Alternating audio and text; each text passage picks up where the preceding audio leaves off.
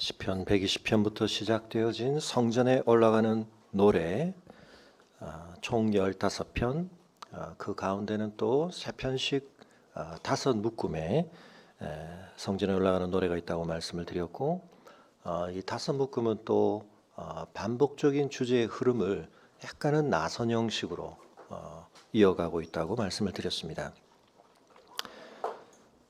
오늘 말씀의 소리가 가장 먼저 주목할 것은 1절, 이스라엘은 이제 말하기를 이라고 하는 표현인데, 이 표현이 성전에 올라가는 노래 중에 어딘가에 있었죠.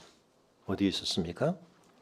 124편 1절에 반사실적 가정 이런 얘기를 제가 드리면서 굉장히 중요한 우리 어떤 판단을 표현하는 양식 가운데 124편의 1절에 있습니다. 이스라엘은 이제 말하기를 여호와께서 우리의 편에 계시지 아니하셨더라면 우리가 어떻게 하였으랴. 그런데 이어지는 그 다음 125편의 가장 마지막에는 이스라엘에게는 평강이 있을지어다 라는 선언이 있었는데, 지난주 우리가 보았던 128편의 마지막에 이스라엘에게 평강이 있을지어다 그렇게 끝을 맺고, 오늘 본문이 이스라엘은 이제 말하기를 이렇게 시작을 합니다. 이런 부분만을 또 따로 떼어서 놓고 보게 되면 이게 약간의 중심축을 가지고 접으면 합쳐지는 그런 구조를 가지고 있다고 볼 수도 있습니다. 그래서 그런 흐름들까지를 포함할 때 한편은 이 성전에 올라가는 노래의 15편은 굉장히 짜임새 있는 어떤 흐름을 한편 한편의 연결성 속에서 우리에게 이어가고 있다, 그렇게 말씀을 드릴 수 있겠는데요. 그래서 124편에서 이루어졌던 이제 이스라엘은 이렇게 말하기를 이라고 하는 괄호 속에 평강이라고 하는 주제가 있었고, 그러나 또 3편씩 이어지는 5묶음을 놓고 보자면 오늘 이 시편은 4번째 묶음의 첫 번째 시편입니다. 3편들 가운데 첫 번째 편은 조금 더 어렵고 힘든 상황에 대하여, 그 다음은 좀 간구에 대하여, 그 다음은 하나님께서 우리에게 허락하시는 놀라운 은혜의 측면을 좀 더 부각한다고 말씀을 드렸는데, 그런 점에 있어서 오늘 이 시편 속에는 1절에 있는 내용을 우리가 좀 더 깊이 주목할 필요가 있습니다. 그 전에 여러분에게 이렇게 한번 질문을 해보겠습니다. 여러분 자신에 대해서 뭔가를 이번 한 주 동안 누군가에게 말해 보신 적이 있습니까? 그 사람이 누구이고 어떤 상황이냐에 따라 그 말의 내용은 좀 달랐을 수 있습니다만, 나를 잘 모르는 사람에게 일 수도 있고, 혹은 나를 굉장히 잘 알았다고 생각했던 사람이지만 다시 말해야 될 어떤 내용일 수도 있는데, 나는 이번 한 주 동안 누군가에게 나에 대하여 뭘 말해보았나? 그 질문을 먼저 잠깐 가지시고 또 이 질문도 우리가 함께 연결해서 생각해 보겠습니다. 이 시편들이 지금 다 성전에 올라가는 노래라고 이름이 붙여져 있는데, 그래서 이스라엘 하나님의 언약 백성의 정체성은 영적 순례자다. 그래서 계속 설교의 제목을 순례자라고 하는 표현으로 제가 연결해서 짓고 있습니다만, 그래서 우리는 어딘가에 지금 고착되고 고정되어 앉아 있는 자들이 아니라 어떤 지향점을 향해, 목표를 향해 계속 추구하고 나아가고 그런 존재다라고 하는 것을 강조하고 있습니다. 성전에 왜 갈까요? 성전에 가면 거기 뭐가 있기 때문입니까? 성전에 가면 제사를 드린다. 근데 그 제사를 드림을 통해서 결국 궁극적으로 뭘 하려고 하는 것입니까? 성전에 올라가는 것은 그 성전이 하나님께서 친히 이 땅 가운데 허락하신 하나님의 놀라우신 임재의 장소이기 때문입니다. 하나님과의 언약과 관련되어서 매우 특별한 하나님의 약속이 있는 그런 장소이기 때문입니다. 그래서 우리는 떠돌이처럼 방랑하거나 정처 없는 방황을 하는 그런 존재가 아니라 그 성전을 향해 올라가는데, 거기에는 하나님의 임재의 약속이 있다. 거기 가면 하나님을 좀 더 온전히 깊이 만난다는 것입니다. 하나님이 어떤 분이신지를 그곳에서는 보다 더 분명하고 확실하게 확인하게 되고 누리게 됩니다.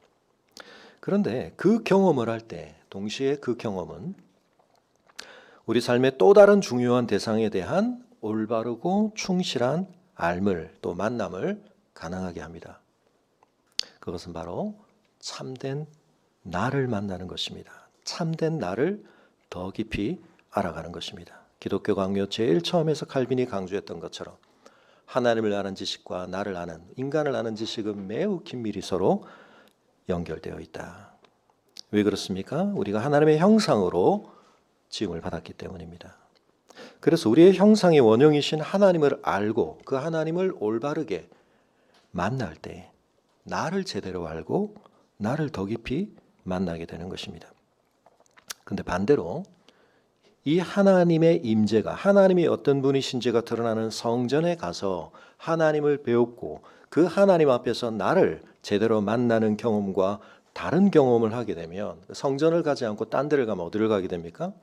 우상의 신전을 가거나 또는 하나님의 통치로부터 멀어져 있는 귀신의 다스림의 영역 속에 우리가 머물게 되면 우리의 참 자아를 발견하고 충실해지는 것이 아니라 우리의 자아를 박탈당하고 거짓 자아로 채워지게 되는 것입니다. 귀신은 우리의 진정한 자아를 짓밟고 분열시키고 깨뜨리고 심지어는 무화시키기까지 합니다. 우상은 거짓 자아를 참 자아로 혼동시킵니다. 그 배후에 있는 사단은 결국 궁극적으로 하나님이 어떤 분이신지에 대해서 우리를 왜곡시키는데, 제가 잘 쓰는 표현처럼 하나님을 잘 못 알게 하거나 잘못 알게 하거나, 무슨 말인지 이해가 되시죠? 알긴 아는데 더 깊이 온전히 알아야 되는데 잘 못 알게 하거나, 잘 알아야 되는데 잘 못 알게 하거나 잘못 알게 하거나 아예. 그래서 우리가 충실하고 진실된 참 자기로서 살지 못하게 하는 것입니다. 여러분, 사탄의 거짓은 결국 궁극적으로 하나님이 어떤 분이신가, 하나님이 우리에 대해 어떤 뜻을 가지고 계시는가, 하나님에게는 어떤 능력이 있는가, 이런 모든 것들에 대해, 이 진리에 대해서 왜곡을 일으킵니다. 그 왜곡이 우리에게 끼쳐지는 가장 심각한 결과 중에 하나는 우리 자신에 대한 잘못된 이해와 태도를 갖게 하는 것입니다. 거짓된 표상을 우리 안에 심는 것입니다. 하나님의 뜻과 은혜와 다스림 속에 있는 우리 자신에 대해서 불만족을 품게 합니다. 너는 더 나은 네가 될 수 있어. 더 충실한 네가 될 수 있어. 그런 너를 찾고 발전시키고 누리라고 말하지만 그것은 거짓된 유혹입니다. 우리가 이기심과 자기중심성, 즉 하나님의 은혜와 통치를 거역하는 이 죄에 사로잡혀서 온갖 욕망을 추구할 때 한편으로는 그 사람을 바라보면 굉장한 열정과 강력한 동력을 가지고 사는 그런 모습을 드러낼 수 있습니다. 엄청난 충실성을 발휘하고 엄청난 추진력을 발휘하면서 사는 것처럼 볼 수 있습니다. 그런데 문제는 무엇입니까? 그는 열심히 최선을 다해 종노릇을 하고 있다. 성경은 그렇게 말합니다. 죄는 그래서 우리가 그 다스림에 열심히 응답할수록 그 최종적이고 궁극적인 싹쓸, 임금을 죽음으로 지불합니다. 죽음에 이르게 하는 것입니다. 우리는 열심히 사는데 그 삶의 결과가 죽음입니다. 앞선 시편들은 그것을 우리에게 경고하며 고발했습니다. 열심히 수고하는데, 열심히 세우는데, 열심히 지키는데 그것은 헛된 것으로 끝을 맺게 되는 것입니다. 우리는 자유를 추구하고 누리고 있다고 생각할지 모르지만 실제로는 노예된 삶을 살게 되는 것입니다. 하나님의 영광과 뜻을 대체하는 것으로서의 나의 이기심과 자기중심성은 그런 왜곡되고 파괴적인 결과를 가져다 주게 되는 것입니다. 하나님에 대해서, 나 자신과의 관계에 대해서 우리가 올바른 정립을 하게 되면 그것은 이웃과의 관계에도 여실히 반영되게 됩니다. 그런데 반대로 우리가 하나님이 어떤 분이시고 그 하나님 앞에서 내가 누구인가에 대해서, 내가 어떤 삶을 추구해야 하는가에 대해서 온전히 정립하지 못하게 되면 또 다른 하나님의 형상이기도 한 이웃이라고 하는 존재, 우리 주변에 있는 타인이라고 하는 존재들은 우리의 삶의 여건과 상황들을 함께 구성하고 영향을 미치는 존재들로서 하나님께 대해, 나에 대해 우리가 올바른 진리 가운데서의 이해를 갖지 못한 만큼, 그것이 비어있는 만큼, 그것이 왜곡되어 있는 만큼 그들의 영향력은 우리의 삶에 굉장한 파괴성을 갖게 되는 것입니다. 매우 강력하게 그 관계가 부각되고 그 관계가 전부가 되기도 하는데 그것은 결국 그만큼 하나님이 누구이시고 내가 누구인가에 대한 이해가 불충실하고 약화되어 있고 왜곡되어 있다는 결과입니다. 그래서 그 영향력이 가장 극대화될 때 심지어는 하나님과 나 자신에 대한 올바르고 충실한 알을 제한하고 왜곡시키기도 하는 것입니다. 여러분, 타인과 우리의 관계는 굉장히 중요합니다. 그러나 더 근원적인 하나님이 누구이시고 그 하나님 앞에 내가 누구인가에 대한 참되고 충실한 이해가 우리 안에 그 내압이 충만하지 않을 때 우리가 이런 타인과의 관계에서의 받는 외압은 우리를 찌그러뜨립니다. 내 마음과 생활, 걸음과 전망의 전부가 그들의 영향이 되어버릴 때 그것이 우리의 삶에 미치는 영향은 매우 파괴적이 되는 것입니다. 여러분, 그런 점과 관련해서 다시 아까 드렸던 첫 번째 질문으로 가겠습니다. 여러분 주변에 누군가에게 이번 한 주 동안 여러분 자신에 대해서 내가 뭘 말한 적이 있지? 명시적으로 언어화된 말은 안 하셨을 수 있지만 어떤 의미에서는 우리는 끊임없이 언어적 행위를 하고 있습니다. 말을 하고 있습니다. 내가 누구인지를 증명하려고 하고 있기도 하고 또 그것을 어떤 방식으로든 말하고 있습니다. 그런데 여러분, 오늘 본문에서 하나님께서 이스라엘에게 뭘 말하라고 하십니까? 오늘 절에는 이 표현을 명령으로 해석하기도 하고 명령이 아닌 다른 표현으로 해석을 하기도 합니다만 많은 사람들이 온건한, 아주 강한 형태는 아니지만 온건한 명령법이라고 하는데 이것이 1절에도 있고 5절에도 있습니다. 이스라엘은 이제 이렇게 말하라. 말함직하다. 뭘 말합니까? 그들이 내가 어릴 때부터 여러 번 나를 괴롭혔다. 이게 무슨 말이죠? 내가 어릴 때부터 왕따를 당하고 학폭을 경험하고 이랬다는 얘기인가요? 그런데 여러분, 이게 말하기 쉬운 내용입니까? 말하고 싶은 내용입니까? 말하는 게 좋은 내용입니까? 많은 사람들에게는 이것은 굳이 말하고 싶지 않은, 누가 그 주제를 일부러 거론하며 말을 걸어오더라도 우리는 회피하고 싶은 내용이 아닐까요? 안물안궁이라는 말을 혹시 아십니까? 네. 조금 속된 말로 급식체 요즘 그렇게 말하는데 네. 그 표현 자체도 좀 요즘 뉘앙스가 굉장히 안 좋습니다만 안물안궁이 뭔지 혹시 모르시는 분 솔직히 네. 네. 부끄러운 일은 아닙니다. 네. 네. 뭐죠? 네. 안 물어봤다. 안 궁금하다. 네. TMI에 대해서 보이는 반응이죠. 누가 그걸 물어봤냐고. 내가 궁금해하는 것 같아. 왜 그걸 나한테 말해? 그런 얘기죠, 일종의. 태도에 있어서 굉장히 좀 그런 말을 듣게 되면 내가 좀 자제를 해야 되는구나. 내가 상호작용에 있어서 좀 센스를 좀 더 발휘해야 되는구나라는 그런 피드백일 수 있는데요. 여러분, 누군가에게 이 사람은 지금 어떤 경험을 했습니다. 어떤 경험을 했죠? 매우 깊은 괴롭힘 당하는 경험을 한 것입니다. 언제부터요? 내가 어릴 때부터. 짧지 않은 기간입니다. 얼마나요? 여러 번. 횟수를 언급하지 않고 있지만 이건 몇 번이라고 말할 수도 없는, 세어볼 수도 없는 그런 경험을 이야기하고 있는 것입니다. 물론 이것은 이스라엘의 실제 역사와도 일치합니다. 이스라엘은 나면서라고 말할 수 있는 민족적 탄생의 시점, 출애굽 이후부터 끊임없는 주변국들과의 관계 속에서 많은 어려움을, 전쟁을, 침략을 경험해 왔습니다. 다윗의 왕국이 세워지기 전에는 이미 가나안에 있던 또 주변국들과의 관계, 그러나 그 뒤로도 끊임없이 주변에 자리 잡고 있는 제국들, 과거의 애굽으로부터 아수르, 바벨론, 페르시아, 헬라, 로마 계속 이어졌습니다. 그런데 여러분, 우리가 그런 기억에 대해서 어떤 태도를 가지기 쉬운가를 한번 생각해 보시면 하나님께서 이렇게 말을 하라고 하시는 도대체 이유가 뭔가에 대해서 우리가 좀 더 깊은 성찰을 해볼 수가 있는 것입니다. 2절이 이것을 다시 한번 반복하고 있습니다. 그들이 내가 어릴 때부터 여러 번 나를 괴롭혔다. 반복하고 있습니다.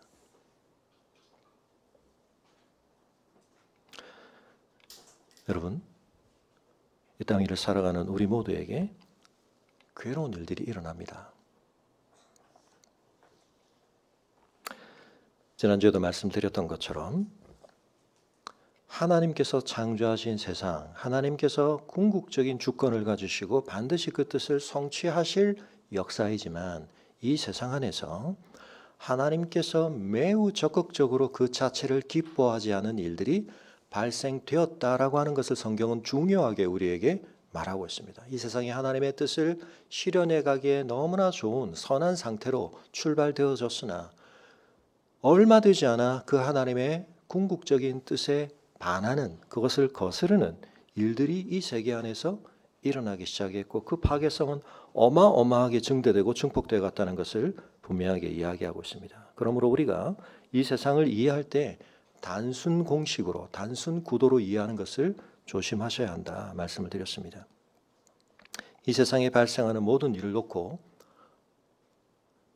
하나님께서 그것을 작정하셨다 또는 하나님께서 그것을 예정하셨기 때문에 그것은 선한 것이다라고 표현하는 것은 사태와 상황의 총체적인 복잡성과 참되게 우리에게 전달되어야 할 것의 매우 일부를 심지어는 왜곡되게 전달할 수 있는 겁니다.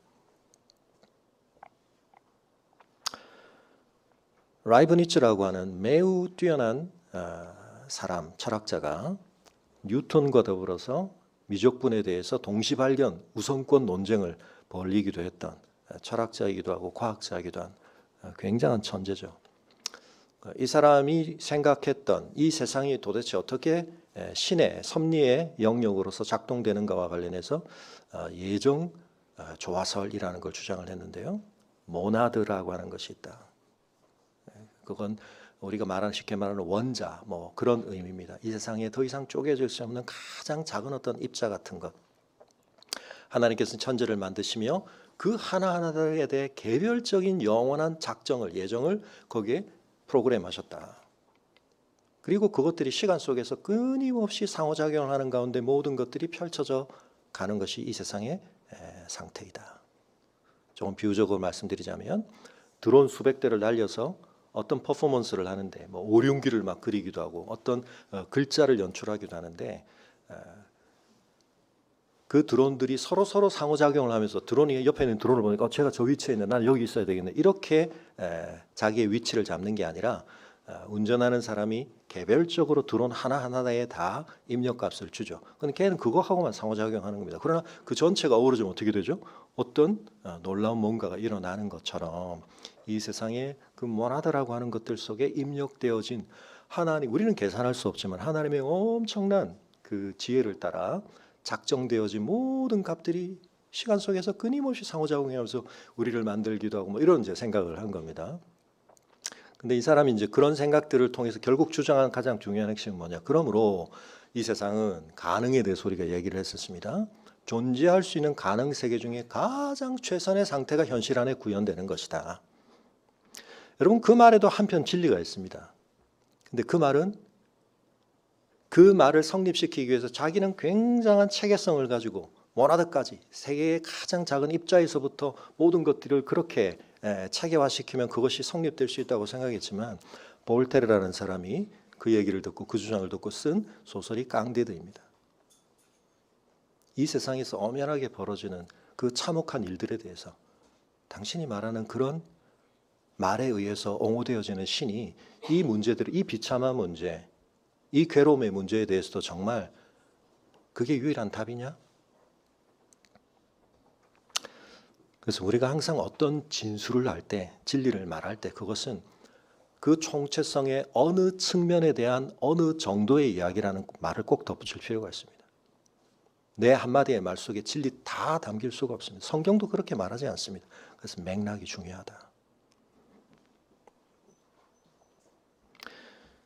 여러분 다시 오늘 본문으로 돌아와서 성경은 우리에게 우리 인생에서 발생하는 괴로움의 문제에 대해서 지난주에도 다시 말씀드렸던 것처럼 근원적인 이원론이나 이론론이 아닌 성경적 세계관은 이 세상에 존재하는 악과 고통의 문제를 진지하게 심각하게 난제로 우리에게 다루고 있는데, 여러분, 그것이 난제이기 때문에 성경은 그걸 피해가려고 하지 않습니다. 은폐하려고 하지 않습니다. 외면하려고 하지 않습니다. 오히려 우리 앞에 더 들이밀고 있습니다. 욥기를 보십시오. 우리가 읽어온 탄식시를 보십시오. 오히려 우리는 너무 지긋지긋할 정도로, 여러분 욥기 읽으면 얼마나 힘듭니까? 구약을 마지막으로 끝낼 때. 이걸 이렇게 꾸역꾸역 읽어야 하나. 근데 성경은 오히려 그것을 우리에게 부각시키고 있습니다.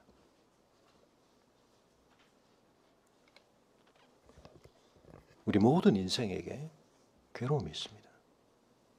물론 그 괴로움 중에는 우리의 잘못과 우리의 연약함과 우리의 무지와 우리의 어리석음과 우리의 완악함이 빚어내었기 때문에 고스란히 그것에 대해서 우리가 책임을 느껴야 하기도 하고, 우리가 그것의 개선이나 변화를 위해서 더 씨름해야 할 그런 인과적인 원인의 관계에 우리가 자리 잡고 있는 그런 괴로움도 있지만, 여러분 그렇지 않은 괴로움도 많이 있습니다.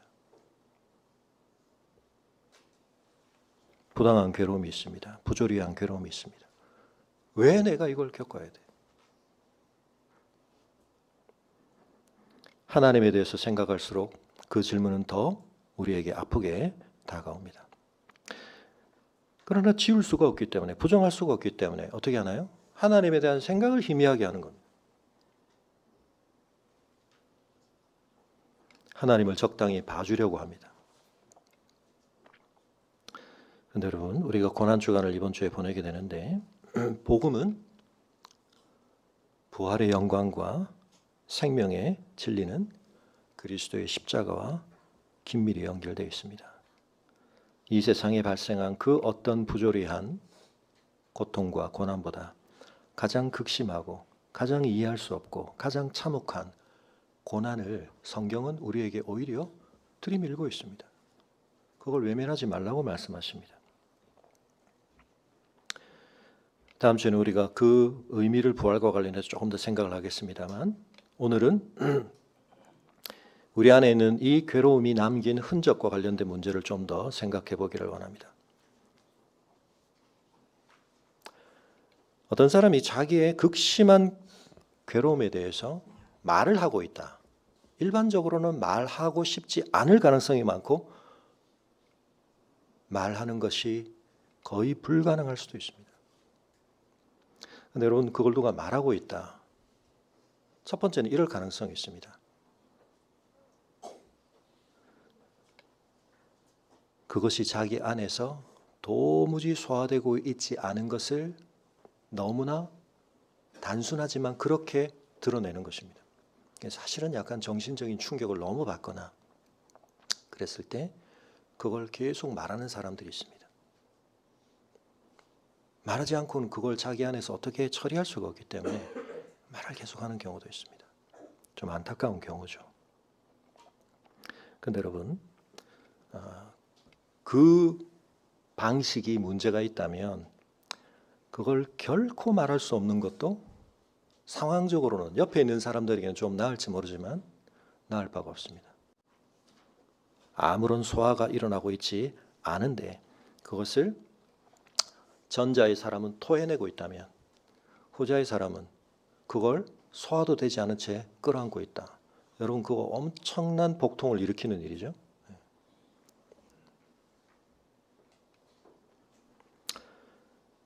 여러분, 그것을 말해야 하고 말할 수 있습니다.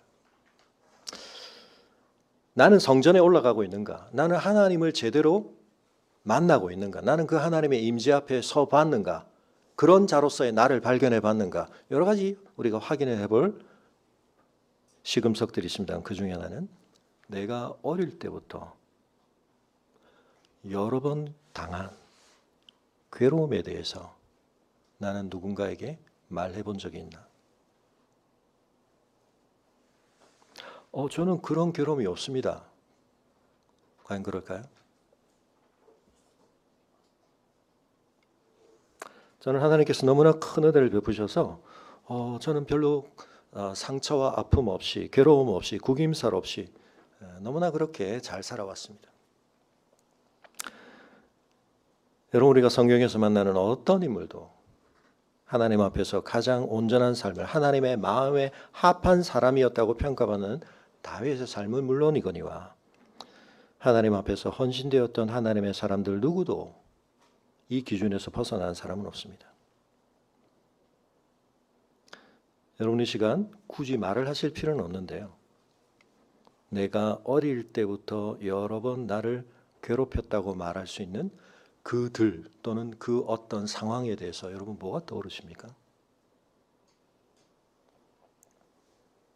그리고 그걸 나는 누구에게 어떤 상황에서 어떻게 말해 보았나?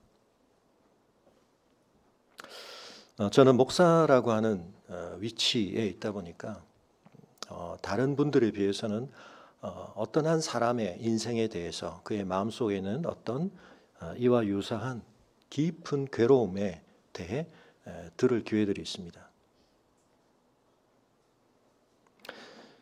그리고 때로는 꽤 오랜 기간을 알아왔는데 전혀 짐작하지도 못했던 그런 괴로움들을 품고 살아오셨다는 것을 뒤늦게 알게 되기도 합니다. 그런 경험들을 통해서 제가 감히 예언하건대 이 자리에 계신 여러분 모두에게도 나는 그런 괴로움이 별로 떠오르지 않는데요. 그럴 분은 없다고 생각합니다. 그리고 오히려 저는 그런 괴로움이 없습니다라고 말씀하시는 분이 계시다면 오히려 점검을 좀 해보시기를 권유를 드립니다. 그게 잘 해소가 되고 잘 정리가 되고 잘 극복이 되어서 그렇다면 정말 다행인데 그렇지 않고 내 마음 어딘가에 강하게 칸막이를 치고 그걸 밀어넣고 있어서 그런 것이라면 여러분 그것이 내 언어로 말은 되어지지 않지만 굳이 프로이드의 무의식의 이론을 끌어오지 않더라도 우리의 삶의 모든 양식을 통해 그게 사실은 막 뿜어져 나옵니다. 말하고 있습니다. 사실은. 때로는 그것이 내 인격의 왜곡을 통해 말해지기도 하고요. 내 신경증을 통해 말해지기도 하고요. 어느 한순간에 내 인격적 동일성이 허물어진 것처럼 벌컥 나타나는 나의 어떤 면을 통해 말해지고도 있는 것입니다.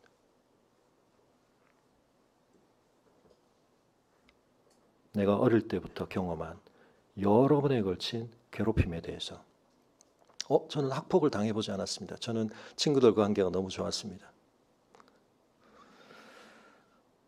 누군가는 또 어떤 상황인가는 여러분 우리에게 반드시 이런 대상이 있습니다. 그래서 하나님께서 우리에게 이 말씀을 주시는 것입니다. 그걸 뭐 해야 한다고요? 말해라. 말할 수 있으려면 뭐가 선결돼야 됩니까? 그것이 나에게 끼쳤고 어떤 의미에서는 여전히 끼치고 있는 어떤 영향에 대해서 하나님께서 우리에게 주신 어떤 작용이 하나님께서 우리에게 주시는 어떤 무언가가 그것에 대하여 그렇지 않았더라면 우리가 그것에 대해서 올바르게 반응하거나 그것을 대하는 것이 불가능한 그런 무언가를 가능하게 하셨다는 것이 성립될 때 그걸 우리가 뭐라고 부릅니까? 하나님의 은혜라고 부르는 것입니다. 우리를 온전케 해주시고 우리를 새롭게 해주시고 우리를 전환시켜 주시는 것입니다. 오늘 이 시편에서는 그건 뭐로 나타납니까? 놀라운 확신으로 나타납니다.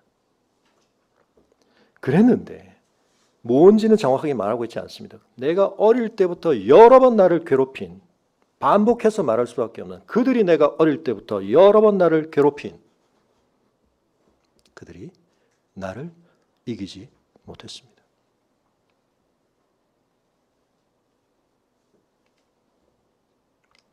내가 막강한 힘이 있어서가 아닙니다. 나는 이런 괴롭힘을 벗어날 수 없는 그런 상황이 있었습니다. 처지에 있었습니다. 어떻게 이기게 된 겁니까? 하나님이 이기게 하셨다는 겁니다.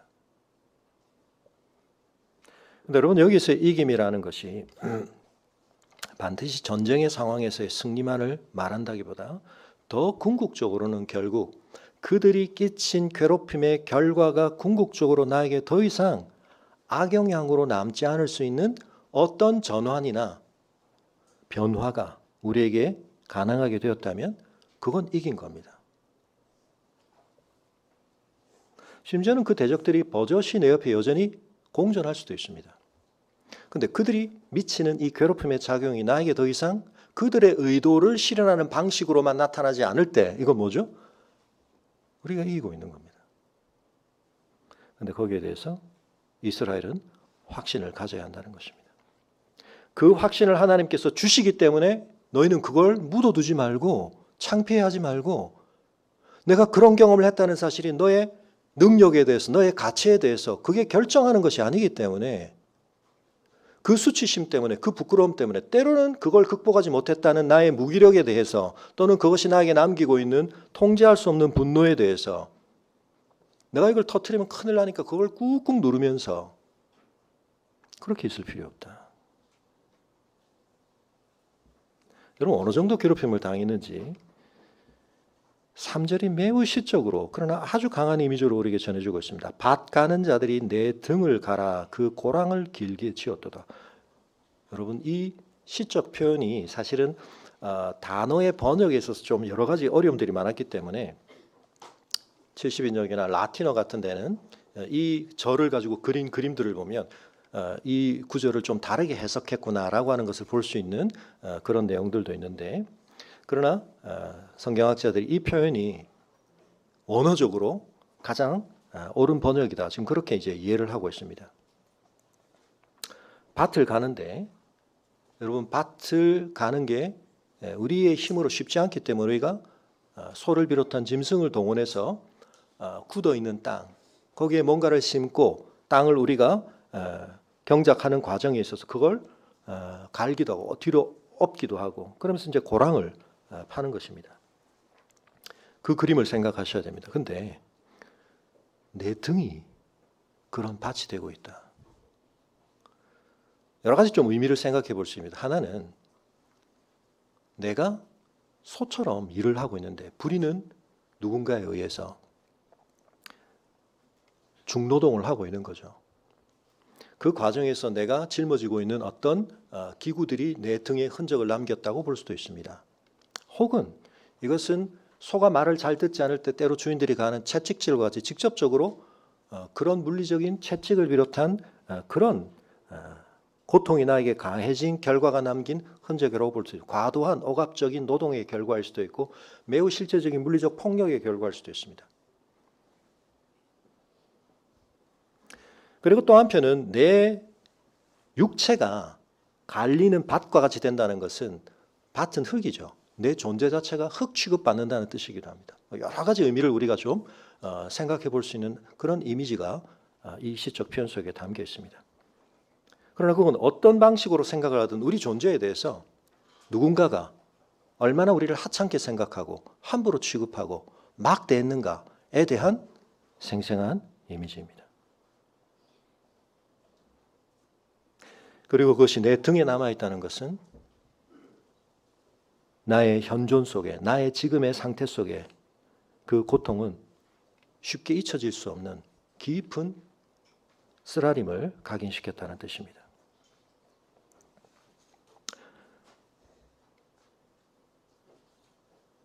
역사 속에 때로 그런 일들이 일어났고 우리는 그 아픔에 대해서 어느 정도는 알고 있습니다. 그러나 사실은 그 고통을 직접 경험한 사람들이 아니고는 알 수 없는 그런 경험들도 있습니다. 여러분, 2차 세계대전을 통해서 우리가 경험하였던 그런 아픔들에 대해서 죄와 속죄의 저편이라고 하는 책을 쓴 사람이 있는데요. 그는 실제로 아우슈비츠의 고난을 겪은 사람입니다. 그런데 여러분 그 책을 통해서 이 사람이 하고 있는 이 주장을 우리가 보게 될 때 정말 그 책을 읽어가는 것이 참 힘들 만큼 근데 그 사람은 그 책을 통해서 한편 자기의 정말 잊혀지지 않는 고통을 말하고 있는데 그 속에서 그러한 일들이 한 존재의 인격을 존엄성을 어떻게 짓밟고 말살하는가. 그 사람은 자기의 이름을 프랑스식으로 바꿔가면서까지 말을 했는데요. 그러나 안타까운 것은 이 사람이 생을 스스로 마감합니다. 물론 거기에 대해서 자기가 부여한 나름의 의미가 있기는 하지만 저는 그 결말은 참 안타깝다고 생각을 합니다. 어떻게 보면 이 성경의 하나님, 유대인이었지만 이 시편을 자신들의 민족의 역사로 가지고 있는 그 하나님을 그가 좀 더 깊이 만났더라면 하는 아쉬움이 있습니다. 고통이라고 하는 것이 사람을 어떻게 망가뜨릴 수 있는가? 그래서 그 사람은 그 책에서 그 외에도 여러 책을 썼습니다만 너무 피상적으로 당사자가 아닌데 제3자가 가해자에 대해서 용서를 말하는 것에 대해서 그 사람은 그걸 더 끔찍한 고통으로 느끼고 그것은 또 다른 의미의 악으로까지 다가오는 그런 이야기를 합니다. 왜냐하면 겪어보지 않은 사람은 알 수 없는 거죠. 근데 여러분, 우리에게는 그런 경험은 없죠. 근데 우리에게 있을 수 있는, 제가 목사로서 보게 되는 훨씬 더 많은 경우는 여기서 언급되고 있는 그들이 정말 아우슈비츠와 같은 말도 안 되는 그런 상황을 빚어내어주는 나치가 아니고, 물론 그 나치와 같은 사람들이 한편은 뮤직박스 같은 영화에서 보면 나오는 것처럼 너무나 한편은 우리 주변에 있는 평범한 인물들이라는 것이 우리에게 주는 충격도 있습니다만, 여러분 성경 속에서 어쩌면 이 시와 관련돼서 가장 근원적인 대상일 수도 있는 다윗의 경험 속에서도 우리가 확인할 수 있는 것처럼 여러분 그들이 우리와 근원적으로 매우 중요하고 가까운 관계에 있는 누가 될 수도 있습니다. 서로가 서로에게 그런 역할을 할 수도 있습니다. 안타깝게도 남편과 아내가 서로에 대해, 부모와 자녀가 서로에 대해 그럴 수 있다고 생각합니다. 제가 영화 두 편을 좀 말씀을 드리려고 하는데 둘 다 디즈니 플러스에 있습니다. 첫 번째 영화는 플레이밍 핫이라고 되어 있는 플레어입니다. 플레이밍 핫이라고 되어 있는 영화고, 두 번째 영화는 조이라고 되어 있는 영화인데요. 둘 다 실화의 인물의 어떤 이야기에 기반을 한, 그러나 영화 안에는 많은 허구가 있기는 합니다. 그런 이야기인데 두 영화의 또 다른 공통점은 그 두 사람이 사회적으로 또 여러 가지 상황상 매우 어려운 주제에 있었는데 어떤 놀라운 아이디어를 내고 어떤 기발한 창의적인 생각으로 상품을 개발하고 상품의 개선을 가져다 줌으로써 엄청난 실질적인 성공을 거둔 그런 사람의 이야기입니다. 이 플레이밍 핫이라고 하는 영화에 나오는 인물은 멕시코 사람인데요. 라틴계 마케팅의 대보라고도 알려져 있는 리차드 몬타네스 또는 몬타뇨스, 펩시코 프리토레이의 최고 이사까지 되어서 42년 동안 혁신과 리더십을 보여줬다. 2019년에 은퇴를 했다고 하는데요. 9명의 형제가 있는 가정 안에서 자랐고 온갖 나쁜 일도 많이 했고 자라는 과정에서 굉장히 그런 불우한 여러 가지 환경들을 경험하는 가운데 어디에서도 이제 일도 제대로 할 수 없는 그런 상황이었는데 어쨌든 일자리를 겨우겨우 구하게 됩니다. 과자를 만드는 회사에서 이제 청소하는 일을 하게 되는데, 근데 그것조차 쉽지는 않습니다. 근데 이 사람이 거기에서 어떤 이제 아이디어를 내어가게 되는데, 문제는 이제 이 사람과 아버지의 관계입니다. 이 아버지는 꽤 억압적이기도 했고, 많은 자녀가 있으니까 이 한 아들에 대해서만 특별한 관심을 기울이기가 어려웠을 수도 있지만, 근데 이 아버지가 나중에 교회를 다니게 됩니다. 신앙을 갖게 됩니다. 그리고는 자기 집에 목사님을 초대해서 이 아들을 부릅니다. 그리고는 이 아들이 지금 뭔가 하려고 하는 어떤 것에 대해서 듣지만, 야, 그건 안 돼, 안 되겠고 내가 목사님께 잘 부탁을 드렸으니까 이 목사님을 통해서 뭔가 좋은 일자리, 근데 이게 또다시 청소하는 일입니다. 근데 여기가 사는 게 조금 더 안정적이고 향후 앞으로 발전도 있을 거야. 이런 제안의 이야기를 하는 장면입니다. 그래서 아들이 자기가 좀 뭔가 계획하고 있는 걸 얘기하자 대사를 한글 번역된 대사로 좀 읽어드립니다. 바보짓이야. 그들은 너를 믿지도 신경 쓰지도 않아. 그러자 이 아들이 대답합니다. 아버지는요, 늘 저한테 한심하다고만 하시잖아요. 전 보잘것없고 무능력하다고요. 그러면서 신이 나를 믿는다는 말을 믿으라고요? 아버지가 대답합니다. 그분은 그러셔. 아들이 또 대답합니다. 그 책에선 그렇겠죠. 성경을 이야기하겠죠. 그러자 아버지가 이제 인내심이 어릴 때도 막 아버지가 이 우락부락한 아버지였는데 신앙을 가지셨으니까 굉장히 또 목사님도 옆에 계시니까 참으에 말을 했는데 말 조심해라. 손님들 앞에서 나를 존경해야 그러고 있는데 이 아들이 발끈하면서 존경요 하면서 나옵니다. 뭐가 나온 거죠? 그 아버지 때문에 자기가 받았던 여러 상처에 대한 이야기. 사실 아버지한테 말한 적이 없죠. 말해봐야 소용도 없고. 근데 이제 언제 말하게 됩니까? 적절한 타이밍에 적절한 방식으로 가는 이럴 땐 터져 나오는 거죠. 그럴 수밖에 없으니까. 얼굴이 울그락해져서 일어서서 말합니다. 잘 들으세요. 옆에 있는 목사님에게 말합니다. 목사님, 저 사람이 날 평생 두들겨 팼던 거 모르시죠? 하지만 상관없어요. 내 피부와 머리통은 단단하니까. 진짜 끔찍한 게 뭔지 알아요? 매일 날 괴롭히던 아버지 목소리가 머릿속에 남아있다는 거예요. 왜 그런지 몰라도 그건 떨칠 수가 없더군요. 여러분, 이 시편의 이야기가 이스라엘에 대한 아수르의 이야기, 바벨론의 이야기라고만 한다면 우리하고는 별 상관없을 수 있습니다. 장 아메리와 같은 사람의 아우슈비츠 경험에 관한 괴로움의 이야기라면 그것도 우리와는 큰 관계가 없을 수 있습니다. 그런데 여러분, 이런 장면을 생각해 보시면 이건 우리에게도 매우 익숙한 이야기일 수 있습니다.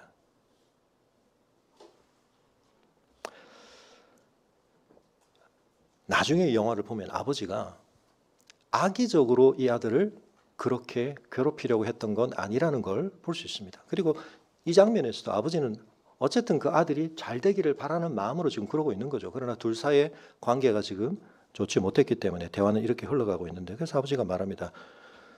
널 도와주려는 거다. 근데 이제 아들이 떠나려고 하자 아버지가 이제 그런데 네 상황이 너무 힘드니까 사실 너한테 말은 안 했지만 네 아내가 나한테 와서 도움을 구했고 네 아내도 너를 걱정하고 있다는 식의 얘기를 이제 하니까 이때 아내가 개입하고 났습니다. 아버지 말을 막으면서 나는 내 남편에 대해서 그렇게 평가한 적 없고 이 남편은 학교를 잘 다니지도 못했고 그렇지만 세상에서 제일 똑똑한 생각을 가진 사람이다. 남편 편을 들면서 아들을 구원하고 싶으시면 본인부터 구원하세요. 시아버지한테 그렇게 말합니다. 그리고 아들에게 필요한 아버지가 되시면 찾아오세요. 그러면서 남편을 탁 바라보면서 여보, 이제 내 말만 기억해. 머릿속에서 더 이상 아버지는 그 얘기하고 있지 않습니다. 그러나 어릴 때 들었던 그 아버지가 나에게 남긴 말, 나의 존재에 대해서 너는 한심한 존재고 너는 나에게 걱정만 끼치는 존재고 근데 그 말을 듣지 마. 여보 이제 내 말만 들어. 이 인물은 결국 나중에 성공합니다. 물론 이제 이 영화가 그려내는 것과 실화의 상황 사이에는 좀 갭이 있다는 논란이 있기는 합니다만 그냥 영화만 보고 할 때 이 영화에서 가장 감동적인 장면은 결국 이 아들이 이 회사의 회장 앞에서 이제 자기가 낸 아이디어를 프레젠테이션을 하러 가려고 하는 날인데 평생 처음 좋은 양복을 사 입고 넥타이를 매야 되는데 이 넥타이를 아무도 맬 줄을 모릅니다. 아버지의 넥타이를 매달라고. 아버지를 만났는데 이 아버지가 이렇게 말합니다. 네가 자랑스럽다, 아들아. 그런데 오늘의 너를 있게 한 사람이 내가 아니라서 나는 늘 후회할 거야. 평생 말이다. 이렇게 얘기합니다. 무슨 말인지 이해가 되시나요? 네. 네가 이렇게 될 수 있었구나. 근데 네가 이렇게 될 수 있다고 너의 가능성을 좀 더 믿어주고 너를 응원해주고 내가 그랬어야 되는데 나는 실제로 너를 걱정하고 너에게 많은 작용을 했지만 네가 이렇게 될 수 있는 걸 나는 아무것도 실제로 돕지 못했고 거기에 대해서는 아무 기여를 한 게 없어. 나는 오히려 했던 모든 것이 네가 이런 자리에 서는 것을 하마터면 막을 뻔했다. 이런 마음이 들어있는 거죠. 오늘의 너를 있게 한 사람이 내가 아니라서 나는 늘 후회할 거야. 그렇지만 가서 열심히 하고 와. 이렇게 이제 말을 해주죠. 그런 점에서 아버지가 좀 괜찮은 아버지죠. 근데 문제는 뭡니까? 실제 상호작용 속에서 아들은 그 아버지의 그런 지원을, 지지를 받아본 적이 없는 거죠.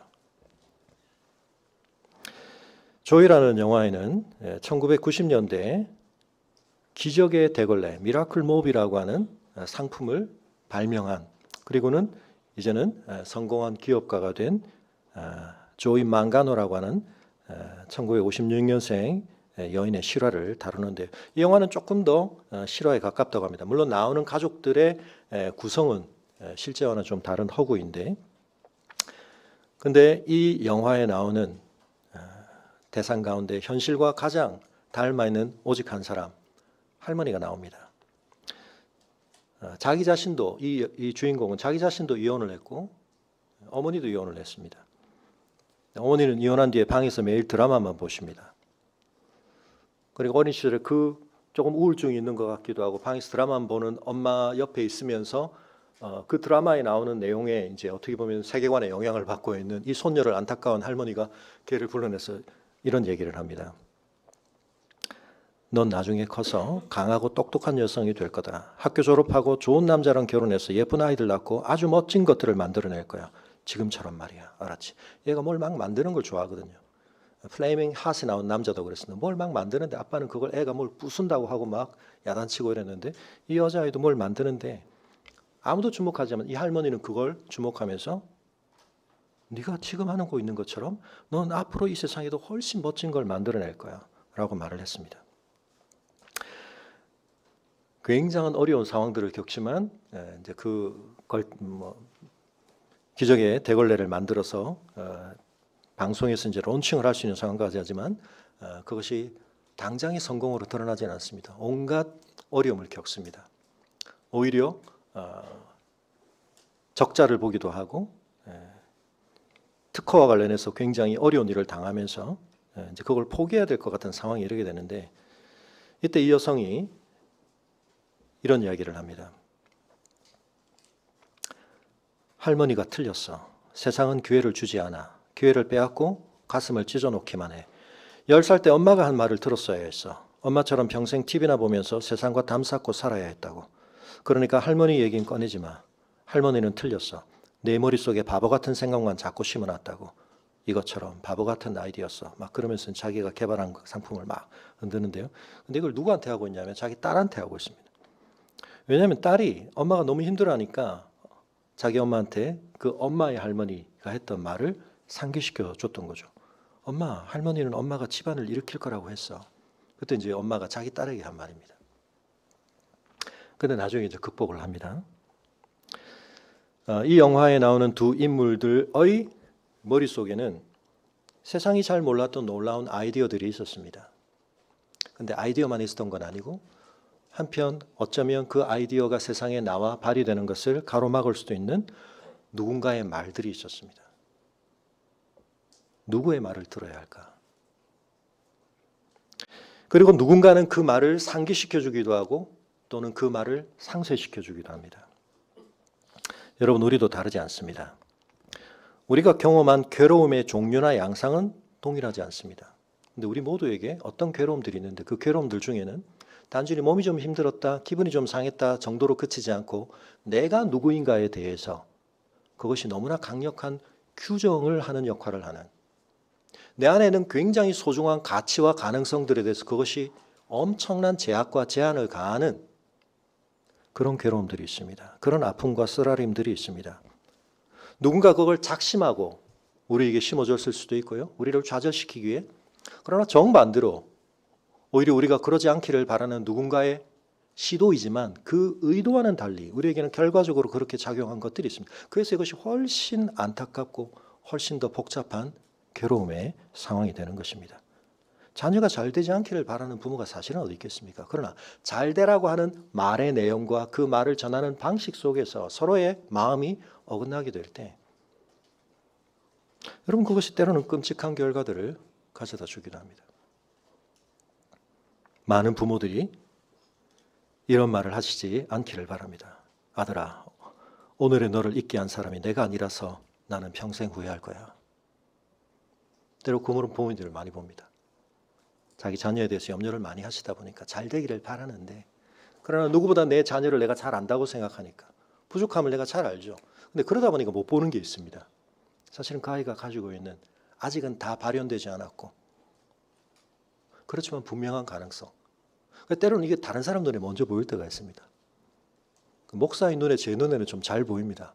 부모님께 좀 말씀을 드리면 목사님이 나를 위로하느라고 이렇게 말하는구나 이렇게 생각을 하시는 분들이 많더라고요.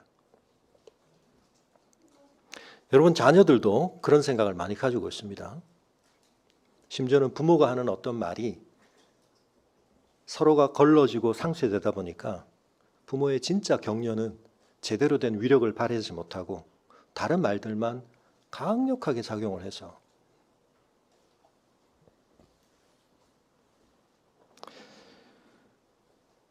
여러분 이 모든 목소리들을 교정하거나 그 속에 어떤 정말 우리가 들어야 할 목소리를 증진시키거나 어떤 건 정말 그것을 제대로 제거하거나 할 수 있는 목소리가 필요합니다. 그 목소리의 주인공은 하나님이십니다. 우리를 창조하신 하나님, 나보다 나를 더 잘 아시는 하나님, 내가 받은 이 괴로움이 나에게 어떤 영향을 미치는지에 대해서 나 자신조차 다 가늠이 안 되고 감당이 안 되는데 그걸 치유해 주실 수 있는 하나님, 그것이 나를 결정하지 않도록 나를 진정으로 새롭게 빚으실 수 있는 하나님, 너의 실패가 네가 경험한 그 상황들이 너를 구길 수 없고 너를 결정할 수 없다. 너는 내가 창조했고 내가 빚어간다. 우리가 그분의 발언권에 마땅한 권위를 드려야 되잖아요. 여러분 그 경험을 하고 나면 성전에 가고 싶어집니다. 나에게 주시는 그분의 말씀에 마음이 열리고 귀가 열립니다. 때로 그 속에는 나에 대한 교정을 지적하시는 말씀이 있지만 그 말씀 속에 담긴 그분의 선하심이 나에게 이미 확인되었기 때문에 나는 그 말을 기꺼이 따릅니다. 여러분 그런 마음으로 예배에 나오실 수 있기를 바랍니다. 그런 마음으로 하나님의 말씀을 들으실 수 있기를 바랍니다. 하나님께서 이스라엘에게 왜 내가 어릴 때 여러 번 나를 그들이 괴롭혔습니다라는 말을 하게 하십니까? 그 경험이 너희의 정체성을, 너희의 미래를 결정할 수 없다. 그건 내가 안다. 너희에 대한 나의 계획을 그들의 도모가 이기지 못한다. 그들이 비록 밭 가는 자들이 그 등을 갈아 그 고랑을 깊게 하는 것처럼 너희의 몸에, 너희의 기억에, 너희의 정체성에 어마어마한 상처와 쓰라림의 흔적을 남겼을지 모르지만 그건 복구 불가능할 것처럼 여겨지고 그건 그저 옷으로 덮어 은폐하며 평생 살아야 할 것처럼 느껴질지 모르지만 그렇지 않다. 여호와께서는 의로우사 악인들의 줄을 끊으셨도다. 여기서 줄은 여러 가지를 의미할 수 있지만 앞선 비유를 계속 이어 얘기하자면 여러분 소가 또는 짐승이 어떤 쟁기를 짊어지고 밭을 갈 때 그 줄이 얼마나 팽팽하겠습니까? 그죠? 근데 누가 그 줄을 탁 끊으면 어떻게 되죠? 그 고역으로부터 벗어나는 겁니다. 이건 앞서 있었던 사냥꾼이라든지 여러 가지 우리가 받는 공격에 대한 하나님의 벗어나게 하심의 이미지들하고도 연결되는 것입니다. 나는 평생 거기 매여 있어야 되는 줄 알았는데 하나님께서 우리를 자유케 하십니다. 그 고통이, 그 괴로움이 우리에게 가져다 준 나의 정체감과 내 미래에 대한 전망 벗어나게 하십니다. 사실은 128편에서는 여러분 지혜시라고 했을 때 많이 있게 되는 대조가 없었습니다. 지난주 시편 1편에도 있었고 2편에도 있었던 악인과 의인의 대조가 사실은 없었다는 점에서 128편이 굉장히 좀 특징적인데요. 그러나 여기서는 다시 대조가 나타납니다. 우리는 이스라엘은 하나님의 언약 백성 그걸 경험하는 반면 그런 우리에게 괴롭힘을 가했던 악인들은 어떻게 된다고요? 그들은 시온을 하나님의 언약 백성들의 공동체를 하나님의 성전에 나오는 자들을 미워하는 자들인데 그들은 수치를 당하여 물러갈 것이다. 그들은 지붕의 풀과 같을 것이다. 풀은 여러 군데서 자라지만 여기서 말하는 지붕은 이스라엘의 가옥 가운데 지붕이 평평한 구조를 가지고 있는데 그걸 좀 잘 사는 사람들은 여러 가지 재료를 가지고 지붕을 이렇게 덮습니다만 가난한 사람들은 흙과 뭐 지푸라기 같은 걸 가지고 이제 하게 되는데 거기 균열이 있고 그러면 거기 흙이 조금 있으니까 여러 가지 것들이 와서 이제 뿌리를 내리기도 하고 자라기도 하는 거죠. 잡초가 생기기도 하는 것입니다. 근데 여러분 그 지붕에 생긴 잡초는 어떻습니까? 예수님의 씨 뿌리는 비유에 나오는 돌밭과 같이 그 흙은 굉장히 얇은 것입니다. 거기서 계속해서 자라고 풍성해질 수 없는 거죠. 누가 그렇다고요?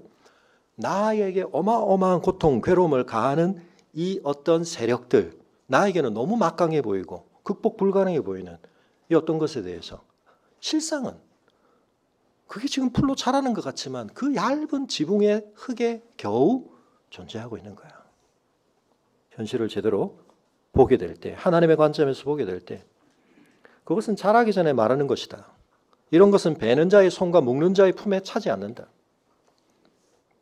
앞서 비유로 말하자면 이 악인들은 이 이스라엘을 동원하여서 그들의 어마어마한 밭을 갈게 하고 엄청난 뭔가 이익을 챙기려고 하지만 그들의 모든 시도는 사실은 그들의 존재 자체는 그 풀을 지붕에 있는 풀을 거두어 가지고 뭐 엄청난 풍족한 소출을 얻겠습니까? 그럴 수 없는 것처럼 이 사람들은 뭔가 엄청난 걸 하는 것 같지만 베는 자의 손과 묶는 자의 품에 아무것도 안겨줄 수 없는 그런 존재에 불과하다. 심지어는 지나가는 자들도 여호와의 복이 너에게 있을지어다 하거나 우리가 여호와의 이름으로 너에게 축복한다 하지 아니하느니라. 여러분 이건 율법에서도 하나님께서 한편은 열어놓으셨고 룻기에 보면 나오는 실제 장면에서도 보는 것지만 여러분 이건 일상적이고 어떻게 보면 좀 관례적인 그런 인사입니다. 우리는 이런 인사가 좀 어색합니다만 외국 같은 데 가 있게 되면 지나가는 아침에 모르는 사람이지만 뭐 엘리베이터를 같이 타면 헬로우 인사하고 이럴 때 인사를 하면 참 좋구나 뭐 이 정도지. 그런데 그게 한편은 만연해 있는 거죠. 그 사람에게 엄청난 축복을 하겠다는 게 아닙니다. 이 정도는 굉장히 일상적이고 관례적인 수준의 최소한의 서로에 대한 예의로서 할 수 있는 말인데 이것조차 그들은 누릴 수 없을 거다. 하나님이 철저하게 그들을 하나님의 복에서 차단하실 것을 말씀하십니다. 누가요? 하나님이 시온에서 하려고 하시는 일, 시온에서 하나님이 이미 실현하시는 일을 아랑곳하지 않고 그걸 무시하고 자기들의 뜻대로 세상을 살아가려고 하고 자기들이 그것에 대해서 완전한 권한과 실권을 가지고 있다고 주장하는 사람들. 그래서 여러분 우리가 이 세상의 악에 대해서 한편은 경각심을 가져야 하고 그 악에 대해서 우리가 하나님의 의의 편에 서야 하지만 한편은 잊지 말아야 됩니다. 악이 아무리 득세하더라도 그것은 결코 이 세상 위에서 하나님의 선이 이루어지는 이 궁극적인 과정들 속에서 끝까지 득세할 수 없습니다. 때로는 하나님께 역사 속에서 그런 과정의 한 단면들을 보여주기도 하시죠. 그러나 우리에게는 때로 그런 두려움이 있습니다. 과연 하나님이 이 세상을 진짜 통치하시는 게 맞나? 악인들이 지배하는 게 아닌가? 그래서 우리가 두 가지 유혹과 위협을 주의해야 합니다. 내 말 들어. 사단이 예수님께도 말했다고요. 나한테 경배해. 왜 아버지 뜻에 그렇게 순종하고 죽으려고 그래? 내가 세상 다 줄게. 안 그러면 너 죽인다. 유혹을 하든 위협을 합니다. 이응시읒. 그거 뭘로 이기죠? 또 다른 이응시읒. 은혜로 이기는 겁니다. 은혜로. 하나님의 은혜를 우리가 마음에 가지고. 사랑하는 성도 여러분, 오늘 한번 곰곰이 생각해 보시기 바랍니다. 나는 하나님 앞에서 내 모든 괴로움을 다 말했나? 그리고 하나님과의 관계에서 그렇게 정리된 결과로서 필요하다면 뭐 안물안궁이니까 우리가 뭐 굳이 뭐 떠벌리고 다니면서 우리가 그 괴로움을 이야기할 필요는 없습니다만 필요할 때 나는 그걸 이야기할 수 있나?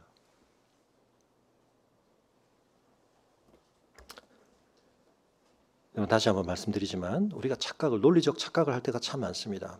아주 소중한 걸 가장 은밀하고 깊은 금고에 보관하기도 하지만 이유와 동기가 뭐가 됐든 어쩔 수 없이 그렇게 보관을 하기 시작한 것이 거기에 있다는 것 때문에 마치 나의 보화인 것처럼 내 인격과 내 존재의 코어가인 것처럼 우리가 여기게 되는 이 잘못을 벗어나야 됩니다. 그럴 필요가 없거든요. 그거 뭡니까? 하나님 앞에 내려놓고 하나님 저의 괴로움을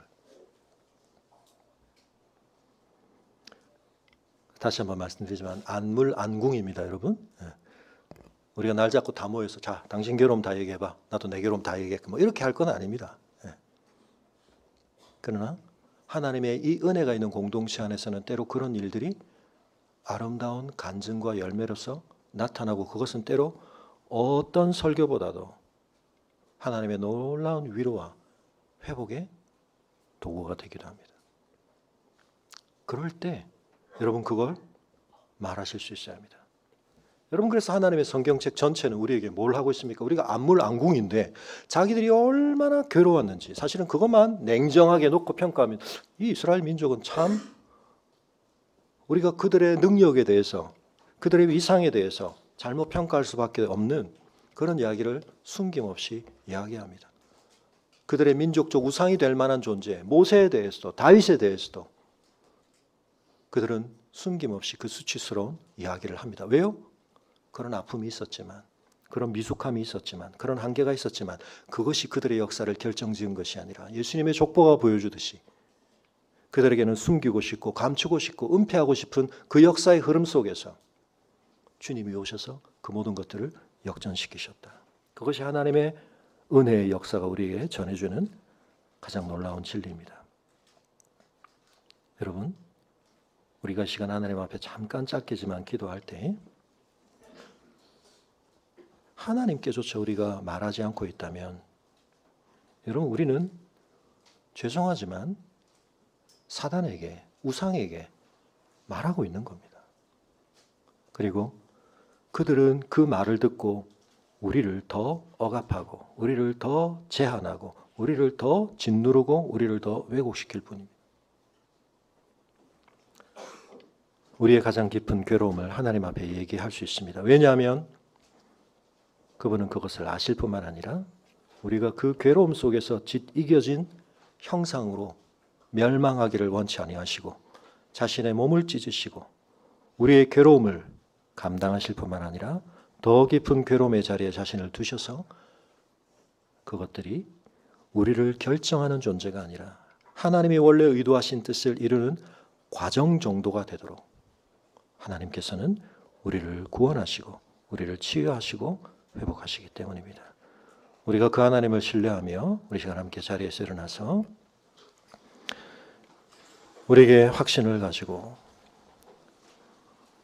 성전으로 올라가는 영적 순례의 여정 속에서 우리는 온갖 괴로움을 겪지만 하나님 이 괴로움이 우리의 종착점이 아니고 이 괴로움이 남긴 흔적들이 내 정체성의 핵이 아니고 이것은 우리 안에 진주를 빚으시고 우리 안에 두신 그 거룩하신 뜻을 성취해 가시는 하나님께서 요셉의 인생에 그러하셨듯이 예수 그리스도의 삶에 그러하셨듯이 여전히 우리를 붙드시고 빚어가시는 과정이 될 수밖에 없음을 믿습니다. 그 괴로움을 끼친 대상들이 그 괴로움을 우리에게 아로새긴 상황들이 나를 이기지 못합니다. 우리가 그 확신을 가지고 하나님 앞에 함께 나아갈 수 있기를 바랍니다. 같이 기도하겠습니다.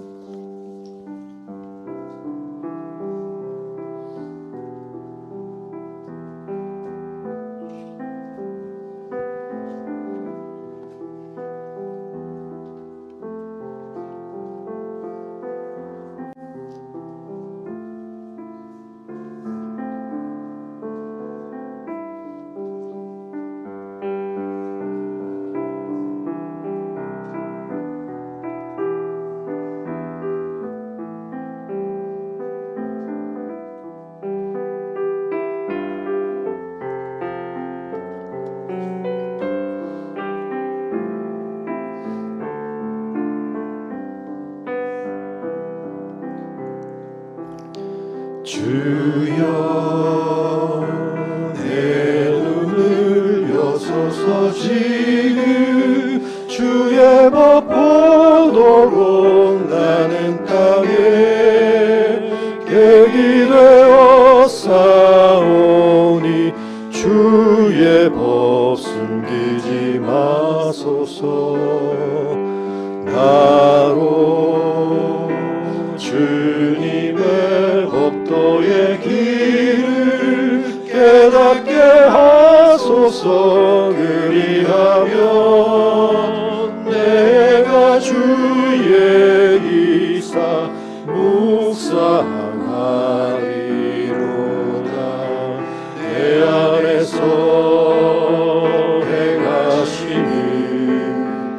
살아계신 하나님은 그 기쁜 뜻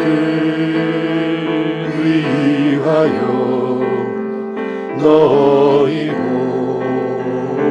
소원 두시니 먼저 주님의 나라와 그의 의를 구하라. 그리하며 이 모든 것을 내게 더욱더 풍성히 주리라. 내가 여호와의 의를 따라 감사함이로라. 높으시며 여호와의 이름 찬양. 할렐루야. 아멘.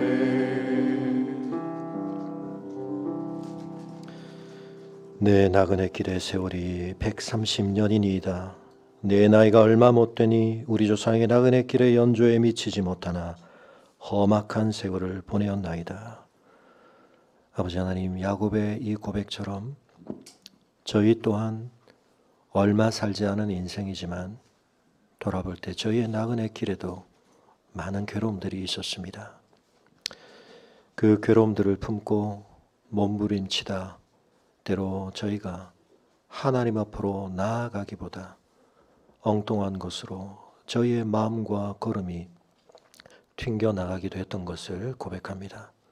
그러나 하나님께서 너희의 괴로움에 대하여 내 앞에 말하고 너희가 이제 그것을 떳떳하게 말할 수 있게 하겠다고 말씀하시는 이 말씀 앞에 주님, 저희가 어쩌면 잊은 듯 살았고 묻어둔 듯 살았고 우리의 삶에 아무런 영향을 끼치지 않는 것처럼 생각했던 그 괴로움의 흔적들을 다시 한번 짊어지고 하나님의 성전 앞으로 나아가기를 원합니다.